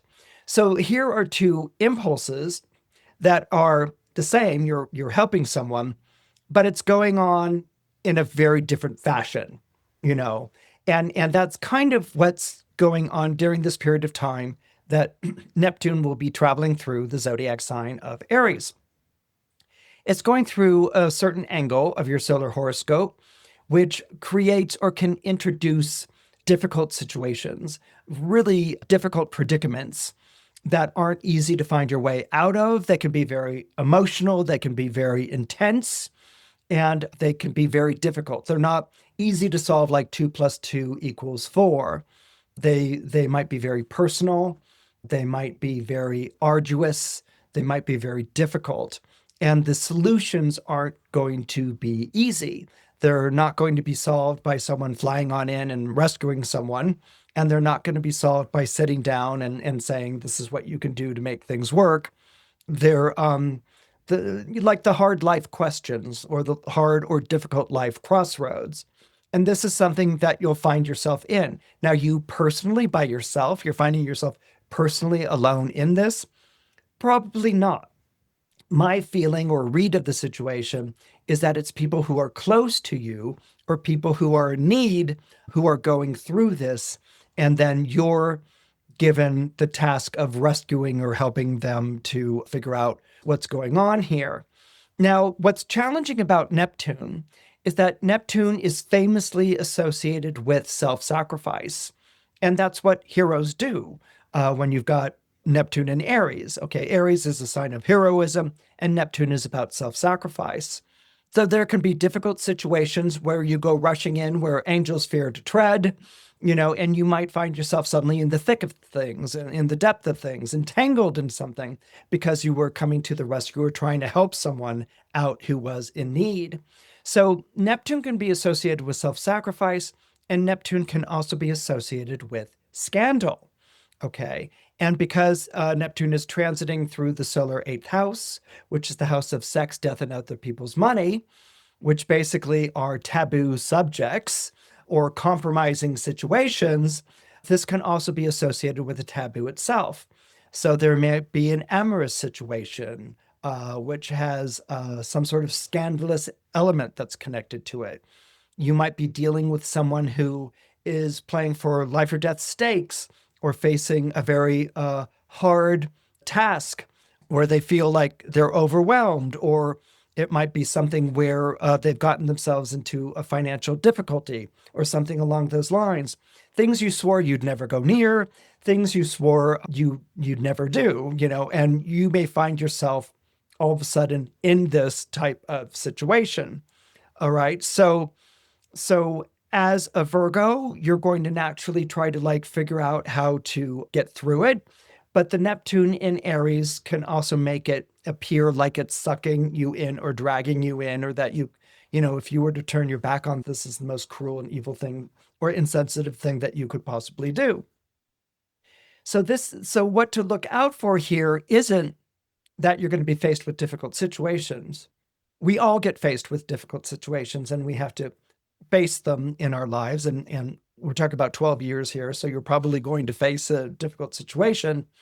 But I think what you need to really ask yourself is, are you getting drawn into it because you are trying to do a good deed? This is something that can happen with a Neptune in Aries. You try to do a good deed, and it's the doing of the good deed that gets you into trouble. There's even an old phrase for it, which is called the road to hell is paved with good intentions. So, and with Neptune going through this part of your chart, you're going to be learning a lot about that in the experience of the transit. And since you're going to be going there probably anyway, I think what might help you during this period of time is to learn to separate what's good from what was intended to be good. Okay, so if you're trying to do good by someone, absolutely commit, invest, see that the whole distance. But if you're trying to intend to be good, you're staying with someone in a situation, a relationship or whatever, because that's meant to be good, you might find yourself being drawn more and more into a very difficult and overwhelming situation. Doing good by someone is really listening to that person and listening to yourself and doing good. And sometimes doing good is leaving someone on their own, or sometimes doing good is saying goodbye. It's good isn't always a positive action and a positive event. Sometimes it's the opposite. People might see it as bad, but it might have been good in the long run. So that's where you have to really understand the difference of separating good from what's intended to be good. And if during this time you can separate what's good from what was intended to be good, then you'll see that that road, which was leading to hellish situations, turn around and actually lead you and the other person in the opposite direction, in a more heavenly situation. It doesn't necessarily mean everyone's going to get what they want, but what it does mean is that everyone will be served by the actions that you do during this period of time. That includes the other person and yourself as well. When you're born under Libra, or you have Libra rising, this period of time that Neptune is traveling through Aries is going to be both challenging and enlightening for you. Now, Neptune in Aries is opposite you in the sky. So basically, what that means is that something that is calling to you, something that is beckoning to you, it feels like it's more far away than it's ever been in your entire life, all right? A conjunction is when a planet is in your sign, so there's a nearness, there's a closeness by proximity.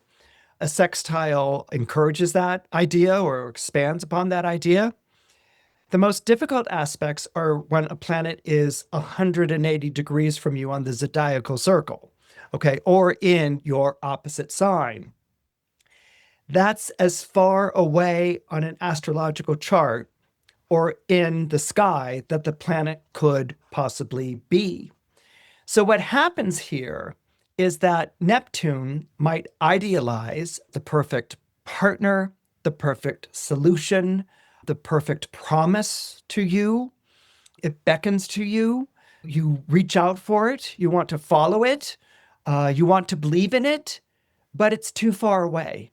You don't see how you can get from here to there.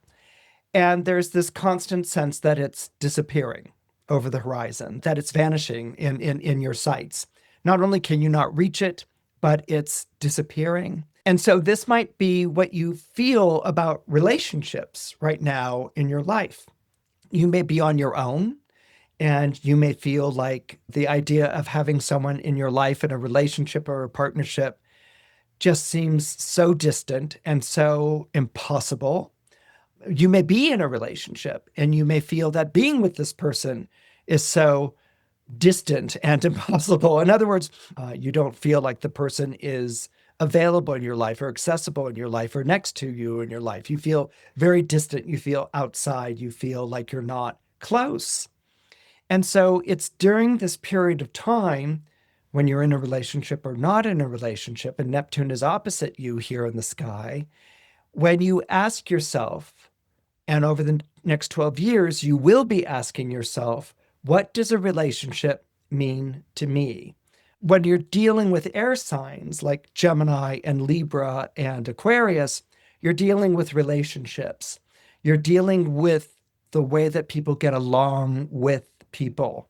Are they there for you? Are they not there for you? Do you enjoy their company? Do you not enjoy their company? Is it great conversation? Are they unholy bores? Do you do things together or do you feel better doing things apart? So how do I relate? What kind of relationship am I in with you? Am I close? Am I distant? Do I like you? Do I not like you? Am I bound to you, or did I choose you out of choice, the freedom of choice? So right now in your life, because of what's been happening with the stars recently, you might not have a lot of trust in relationships. And you might not have much patience for the people in your life either. You might experience people coming into your life who are trying to mess up your life, or you might be tired of people ghosting you or turning out to be no-shows, completely unreliable. Nevertheless, you were born under the zodiac sign of people who need people, okay? You're born under the zodiac sign of relationship, which means that understanding relationship is a lifelong school for you. It's a lifelong quest. It's a lifelong journey. And so what might be going on during this period of time is you need to find a way to re-engage with people in your life, okay? Now, as a Libra, you can have a tendency to romanticize people, or you can have a tendency to take on all the work in your relationship, where you're the one who's curating the relationship or looking out for it. And the other person's just sort of like, okay, you're a Libra and you'll take care of it for both of us. And you can sort of feel like you're not really with someone, that you're doing all the work in a relationship. So what's an idea that we can get from this Neptune in Aries? What's an idea of relating that could maybe speak to you, that you might want to explore over the next 12 years? The word that I would like to introduce to you would be comrade or camaraderie. Now, you might be like, what, communist? Because we know from like those 1950s movies, it's like comrade, that's what you say to someone like who's another fellow communist or something. No, comrade comes from the idea of a friend or a trusted companion, especially one who has shouldered a difficult or a dangerous time with you. Okay, it's actually used for like a fellow soldier, a comrade. He's my comrade. He had my back, or she had my back, and I had his or I had her back. but it's this idea that you and the other person go through difficulties together. You share your triumphs and you're there for one another in your defeats. And what this means is a kind of battling something together. Now, I'm not saying you have to go and find a cause or something like that that brings you and another person close together, but going through life can be something that you experience together, the highs and lows, the defeats, the triumphs, and that there's this feeling that this person is really looking out for you and that you're really looking out for this other person. So in other words, this isn't something where you have to change to please someone else. This isn't someone that, you're kind of like, I'll do all the work in the relationship. You just be in the relationship with me. This is someone who's shoulder to shoulder with you, who's next to you. They don't have to be your equal. In fact, they could be better at things that you're not good at, and you could be better at things that they're not good at. Okay. But you're there for one another. So this camaraderie, this feeling like I can really trust this person, I can really rely on this person. I go through, this is the person that I can trust if I'm going through something really difficult and challenging. And not only are they there for me, but they're working with me to get through it. And this is the person that I can celebrate these triumphs with. That kind of activity, that kind of activeness with a partner is something that I think might have been missing for you recently, and right now might be coming into your life again. It may not be what you're looking for in a relationship. The person might not be your type. It might, you might not even really want to be with someone. You can have those feelings and still be in camaraderie with someone else. And that camaraderie is partnering with someone who's going the distance alongside with you and who is someone that you swear by and someone you rely on and someone that you celebrate with. That is something that I think Neptune in the zodiac sign of Aries is going to show you in the next 12 years. If you're born under Scorpio or you have Scorpio rising, a really interesting thing is going to be taking place with you over the next 12 years while Neptune is traveling through the zodiac sign of Aries. Neptune is traveling through a part of your solar horoscope that deals with service to other people.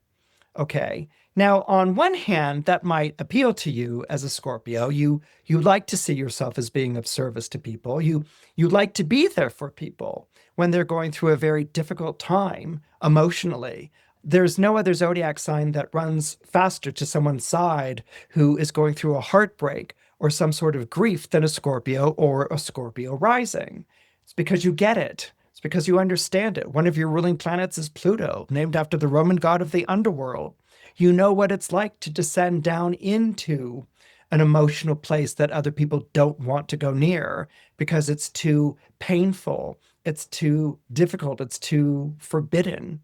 But you are very open to that. You even come alive during something like that. As a Scorpio or Scorpio rising, you can hold someone's hand in the dark. You can stand next to someone on the edge of the abyss. So that's something in which you can be of service to someone else. This is something that you would naturally give of yourself. It's one of the great generous things that Scorpios and Scorpio risings do for other people. They sit with you in your heartbreak. They're next to you as you go through the crisis or the difficulty. Okay, so this is a beautiful and a wonderful thing. But because of where it shows up in the solar horoscope, all right, because of it being in the 6th house of your solar horoscope, which is the house of work, health, and service, there might be a bit of an underdog flavor to this Neptune in Aries. Aries and Scorpio, even though they don't make an aspect like a trine or a sextile or a square, conjunction or opposition, they do get each other because they share a ruling planet. They share rulership by Mars, the planet named after the Roman god of war. And so what happens here that as a Scorpio, you might not be as urgent or confrontational or struggling with the idea of confrontation like an Aries or an Aries rising can be, but you are driven by really being there for another person. Okay, that instinct, that impulse is very strong. But also as a Mars ruled sign and as a fixed sign, you are not to be treated shabbily. All right. You're not anyone's servant where you go rushing in and you follow their commands. You're not, a dog that someone like throws a stick and you go and fetch it and you bring it back. You want to be treated with respect and you want to be held in esteem, in high esteem, actually, because what you bring to a person, in their life is something that is very uniquely your own. You are drawn to transformative experiences in your own life. You don't really go seeking them, but you are drawn to them, and you are drawn to transformative experiences that go on in someone else's life. But when you're asked to take on a position of service, okay, that can bring up this idea of subservience or being servile, which never sits right with a Mars ruled sign. Okay. So again, as I was saying, you don't want to be exploited. You don't want to be used. You don't want to be treated like the hired help. But during this time that Neptune is inspiring or speaking to you through the zodiac sign of Aries, which is a heroic sign, you might be drawn to something like humanitarian causes, or even drawn to work for a humanitarian organization. You might be drawn to things that are going on in your community, your neighborhood, or your community, things that are embattled, like you might be responding to concerns about education or outreach or even human services. You want to help people to help themselves.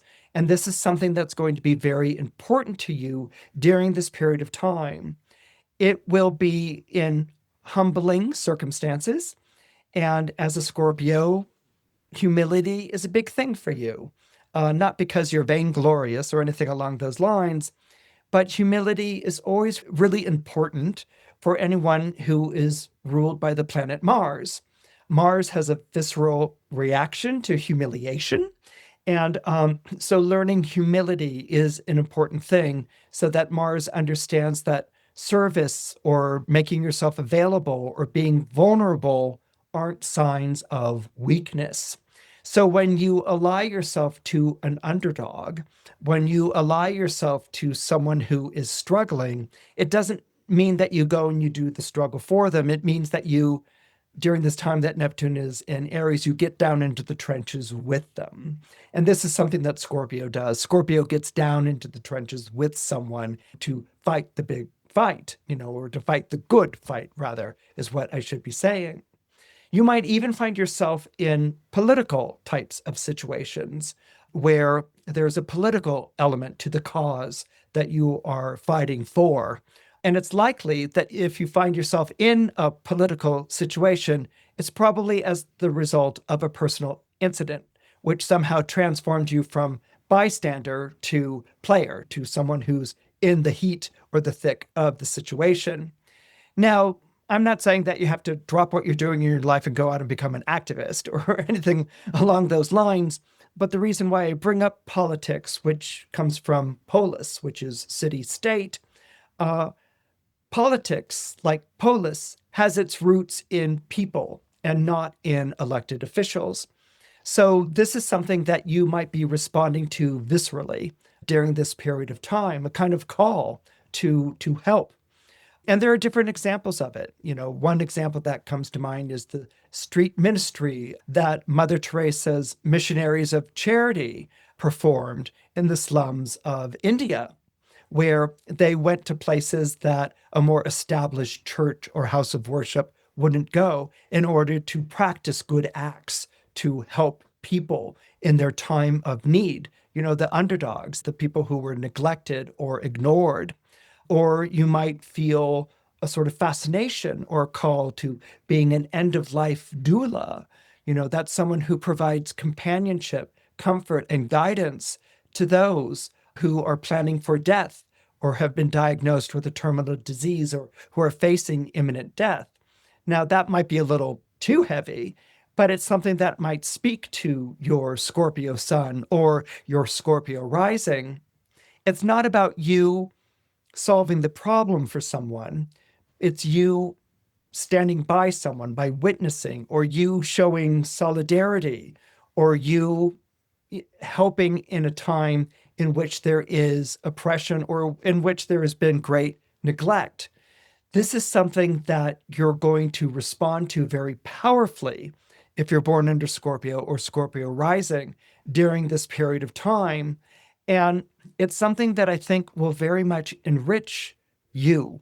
Again, it may come out of an urgency or an emergency or something that's difficult, but at the same time, your reaction to it or what you will experience will be one of transformation and of transcendence, where it stays with you not as something bitter, but as a testament to the triumph of the human soul and the human spirit. If you're born under Sagittarius, or you have Sagittarius rising, this period of time when Neptune is traveling through Aries will be a very romantic period of time for you. Now, as a Sagittarius or a Sagittarius rising, you probably love that idea. That's because Sagittarians or people with Sagittarius rising love to fall in love. Okay, they're always going in pursuit of their heart's desire and falling in love with someone and going on this romantic journey and this romantic quest.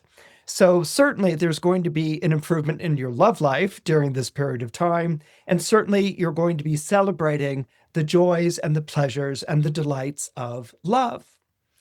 But romantic is not necessarily exclusive to hearts and flowers, okay? Romantic can also be an experience. Now, there was a movement in the 18th century which was called Romanticism. And it was a movement in the arts and literature that emphasized inspiration, subjectivity, and the primacy of the individual.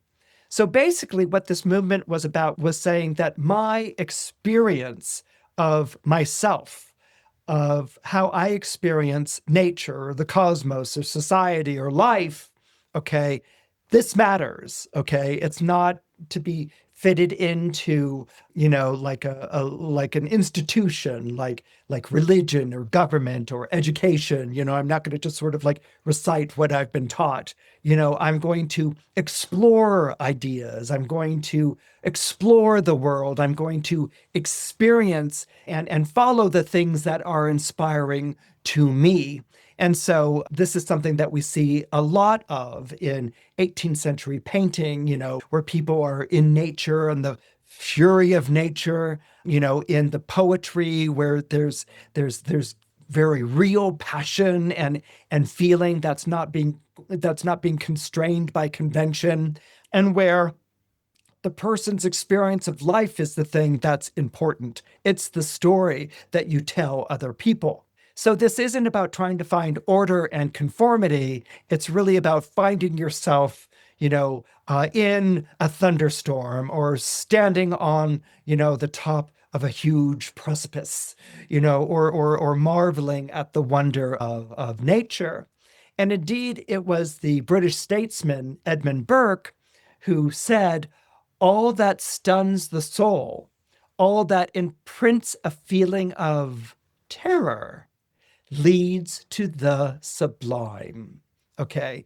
Now, at first you might be like, okay, all that stuns the soul, all that imprints a feeling of terror leads to the sublime. Where are we going with this? I thought we were talking about my love life and romance and things like that. What he was talking about was experiences which evoke a sense of awe in your life. Even if they're tinged with a bit of fear and dread, these experiences can lead to a profound and elevated aesthetic experience known as the sublime. Now, the sublime takes you to a higher level of consciousness, where ecstasy rides right on the edge of agony. They're almost intertwined with one another. And it's a place where you're inspired to write, to paint, to sing, to live. Okay. And this is something that romantics and romanticism were searching for. So this wasn't about wild love affairs or getting together with someone and getting fulfilled. This was like, seeing in someone something that's very different than you are. It's almost kind of like Heathcliff and Kathy, on the moors. Okay, like Heathcliff is not at all someone that Kathy should be drawn to. She's higher in society than Heathcliff is, and she treats Heathcliff as a servant, even though as childhood friends they were best of buddies. But the reason she does that is because she feels this passion, this love for Heathcliff, which is more than just wanting to sleep with him. Heathcliff is the moors. Heathcliff is something that is savage and untamed. Heathcliff is something that transports Kathy to another level. The heartbreak, desire, longing, anger, fury, that she all feels with Heathcliff, is taking her to the sublime. It's taking her to a higher place. And indeed what happens is, Kathy is she's set up in a marriage to someone that she doesn't really love, and because she's annoyed with Heathcliff, she insists on marrying him. And Heathcliff, driven by jealousy of Kathy belonging to someone else, turns himself from basically, the farmhand boy into a gentleman. He learns to speak like a gentleman. He's really good with money. He buys all of this land from the surrounding, manors that Kathy has been raised in. And he's on the point of where he could purchase Kathy if he wanted to. So his response to being rejected by Kathy was to, become a man of means, and now he's going to reject Kathy. He's going to reject her in that way. And she's never lost her love for him or whatever. And we go to even more of a romantic high with all of this because Kathy dies. She is out on the moors calling after Heathcliff or something like that. They've had an argument or something like that. And she catches cold and she takes to bed and she dies. And Heathcliff goes from being motivated and fired by anger to equally impassioned regret and guilt and shame, and cannot stand to be alone with himself. And what happens is that he purchases the house that he and Kathy had their childhood in. And Kathy comes to the window, and calls out his name whenever there's a storm or in the darkness of night, and he's haunted by her. This is romanticism. Okay. And it never ends well, but the experience, the zeal of going to these heights. Now, again, what I'm trying to communicate to you is this doesn't necessarily have to be your love life for the next 12 years, but what it's going to be is this feeling of connection to people. Perhaps it's romantic in terms of love, or perhaps it's romantic in terms of the way you idealize someone. It might be someone that you can't possibly have or who doesn't return the affections. And this may be something that transcends and lifts you and takes you to a higher place. You may love that person from afar, or, whatever difficulty you go with from the person and you break up or whatever, you find someone who's more deserving of your love that you have that connection to. But there's something about this Neptune in Aries that will transcend love. It's not just a hookup. It's feeling a soulful connection and the frustration and the pain and the difficulty that goes with it, as well as the ecstasy that goes with it as well. This is what inspires people to write all of those songs and to paint all those paintings and to write all those books and stories and things like this. This kind of angst. And it's something that can be very compelling and very inspiring, but it can also take your love to a higher level. And it can take you to a higher level spiritually as a result. So it won't follow the rules of the day-to-day world where you meet someone and get together and maybe break up or whatever. There will be something more exalted about this experience. And you'll know exactly what that is 12 years from now. If you're born under Capricorn or you have Capricorn rising, this period of time when Neptune is in Aries forming a square to your own zodiac sign is going to be challenging, but at the same time, something that you can recognize the value and goodness of these challenges. So the challenges that are coming to you are not going to be something like it's challenging you to climb a mountain or to go the distance or anything along those lines. What's being challenged here is the way that you look at your father. Okay, now, you might have had a father who was very domineering, or you might have had a father who was absent, maybe because of work or something along those lines, or you might have had a father who struggled with a handicap or a failure or a difficulty, something that he had a hard time getting over. And so the father might have been seen as either a stern figure, an absent figure, or a figure that you were very mixed about in terms of, maybe you liked your father, he had gone through a difficult time, and you feel like you should not become a success because then you would outpace your father, that in some regard that might be disrespectful to him. This is something that's already sewn into the fabric of the zodiac sign of Capricorn, but becomes more combative or more difficult with Neptune being in the zodiac sign of Aries. Okay, so with Neptune being in the zodiac sign of Aries, you may feel like you're on the wrong end of a conflict with a father figure, or you might be the father figure that people are looking up to and that they're rebelling against, that they're questioning, that they're undermining at every kind of turn. Okay, so this is going to be interesting because it deals with the idea of infatuation as well, the glamorization that we can expect to find whenever Neptune is involved in a zodiac sign, particularly a zodiac sign like Aries. Let's say you've idolized someone, someone who's a father figure in your life, someone that you really look up to, and someone that you really want to be like, someone that you might have even rejected your own father to follow. Okay, during this period of time that Neptune is squaring your sign, there may be an experience in which you experience disillusionment in this person, that this person fails in some way, this person disappoints in some way, this person lets you down or lets everyone else down, or is the reason for embarrassment or even scandal. Okay. And so you might find that this person, or maybe even some of your favorite golden idols, have feet of clay. And this might be something that you experience during this period of time. And your reaction might be a number of different reactions. You might ignore it, you might try to explain it away, or you might become angry and feel personally betrayed by this. And if the person says, well, I'm just a human being or whatever, you might find yourself being very intolerant or very icy or cold about the whole thing. Clearly it's struck a nerve. Or you might be going through a situation in which you're the one who's being admired. You're the one that people put on a pedestal. You're the father figure to a number of different people. And maybe you mess up in some way, or maybe you disappoint in some way.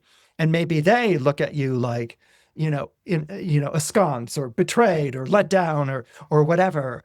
And you may feel really angry. It's like, hey, I was someone that you admired before. I didn't ask you to put me on a pedestal. You decided to put me on a pedestal. And who the hell are you to and they may be like, I reject you, feet of clay person. Okay. And so, which of course is like a nightmare sequence for someone born under Capricorn or Capricorn rising.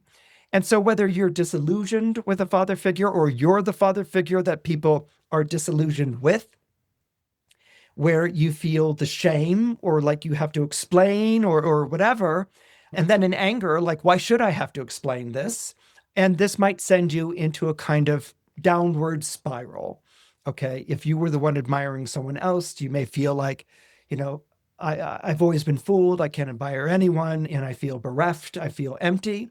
Or if you're the person who, were idolized and now you're on a downward spiral, you might really find yourself very angry at the people who are now sitting in judgment of you, people that you raised up, people that you fostered or nurtured or anything along those lines. And this is one of those moments that parents go through, usually with adolescent children, in which they kind of like have to take their feelings out of it and be the parent. All right.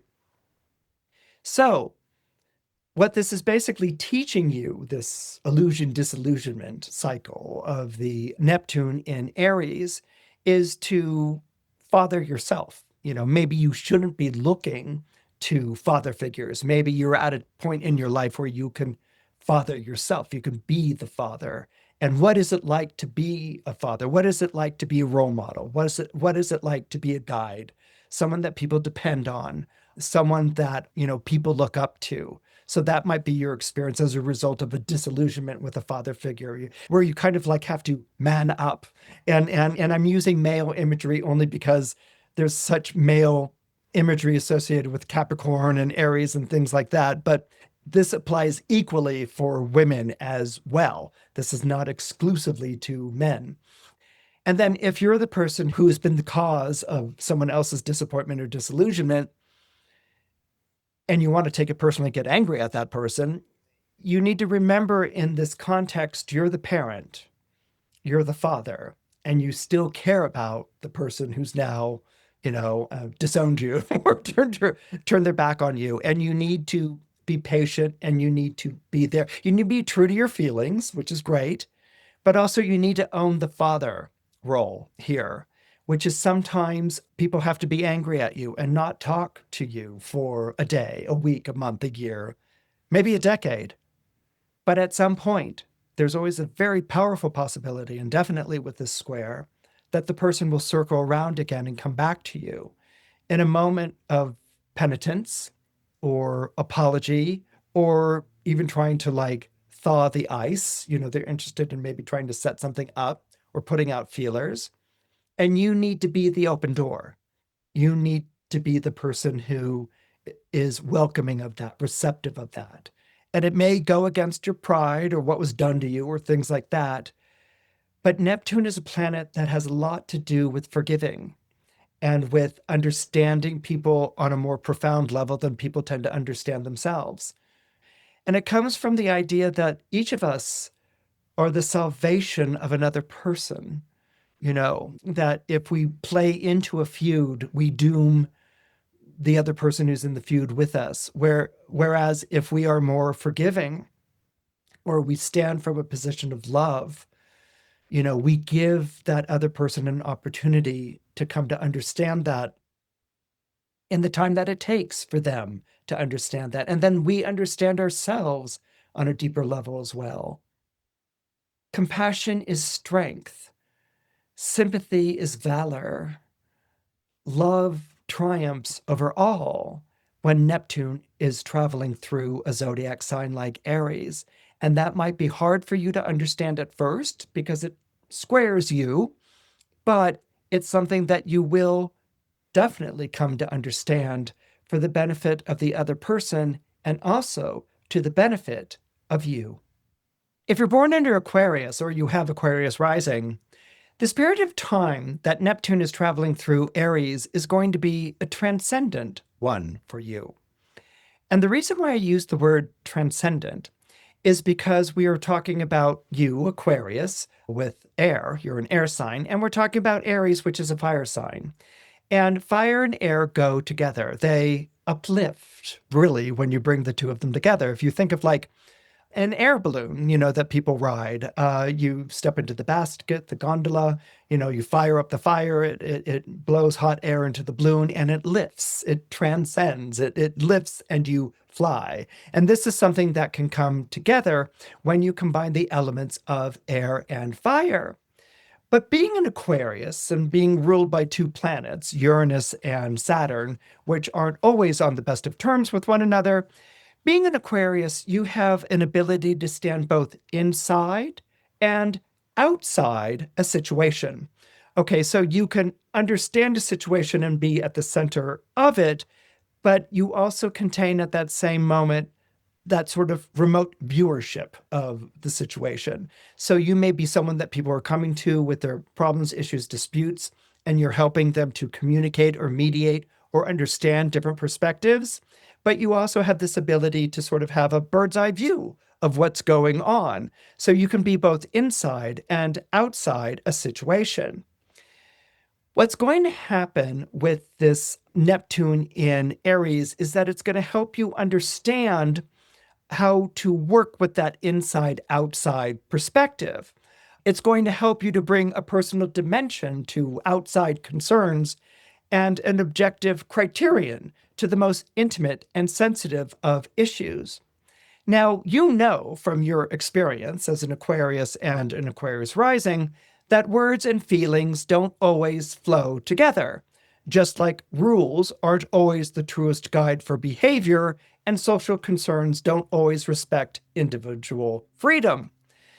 You're going to find a way to honor both the rule and the exception to the rule during this period of time that Uranus in Aries sets up a sextile to your own zodiac sign. Uranus in Aries is going to help you sort of dovetail two disparate parts of yourself. The one part of yourself that's ruled by Uranus, which is very idealistic, and idealism is something that's very much familiar to Neptune. But it's also going to help you understand Saturn's pragmatism. How do I take action on idealism? And that's something that is going to be very familiar to Aries. Okay, those are great ideas and beliefs and things like that, but we need to take action. Okay, so during this period of time that Neptune is in Aries and sextiling Aquarius, you're going to be able to dovetail idealism and pragmatism. You're going to be able to be inspired by higher thinking and also to take action. This is going to help you with that deep split that you've always struggled with in your life. You know, those times when you can see the way that things should be, but you lack the means to bring it about, or those times when you have the means, but you're so bogged down by responsibilities and obligations and technicalities that come with your position that you are not free to act. Neptune in Aries emphasizes the one-to-one associations in your life. Okay, it brings up conversations with people you're working with, people you're living with, people that you're communing with. It brings up conversations and it forms collaborative relationships. Okay, so instead of you sort of coordinating everyone, you're actually learning from people in one-to-one situations rather than group situations. And as you learn from people through interaction, through conversation, through working with them, through living with them, okay, you begin to see how you can bridge some of those divides that I just described, because they're going to have input. They're going to have ideas. They're going to have suggestions.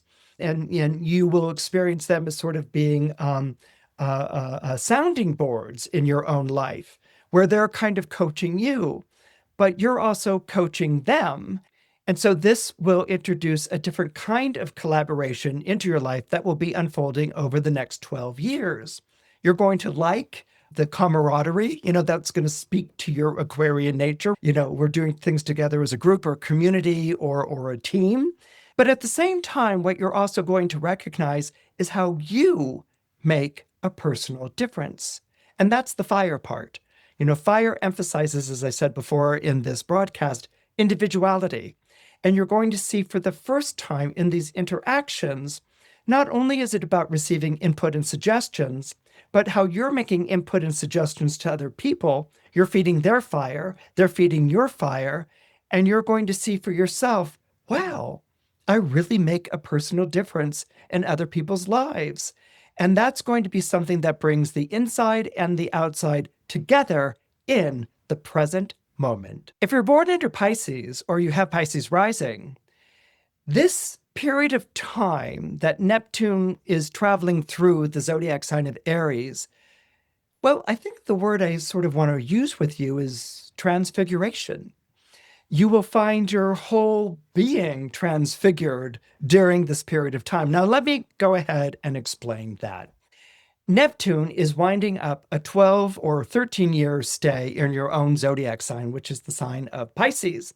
And Neptune happens to be the modern ruler of Pisces. And during this period of time, you would have had all of these transcendent Piscean experiences. You would have experienced sympathy, compassion, love, forgiveness. You would have experienced suffering and grief and heartbreak, all of those things that are bound up in the zodiac sign of Pisces and that are bound up in the planet Neptune. You would have also experienced sacrifice during this period of time as well, and an empathy and a feeling for people that you may never meet, that go through difficulties. There's a universal sort of suffering that can be sewn up into the zodiac sign of Pisces, but there can also be a universal empathy. We often talk about identifying with something, Pisces or Pisces rising can identify with everything, okay? So this experience of Neptune traveling through your sign might have been painful at different times. It might have been exhilarating at different times. It might have been ecstatic. It might have been inspired. It might have been creative, but it also might have been suffering and heartbreak and things like that. People born into Pisces who have Pisces rising have the ability to experience the full gamut of love.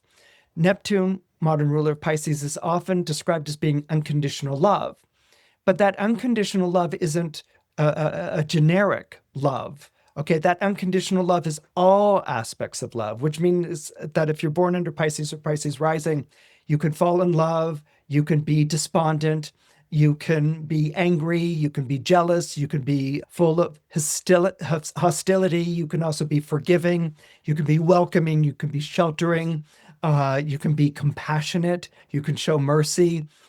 All of love, everything that is defined by love is experienced in the psyches of people born under Pisces or Pisces rising.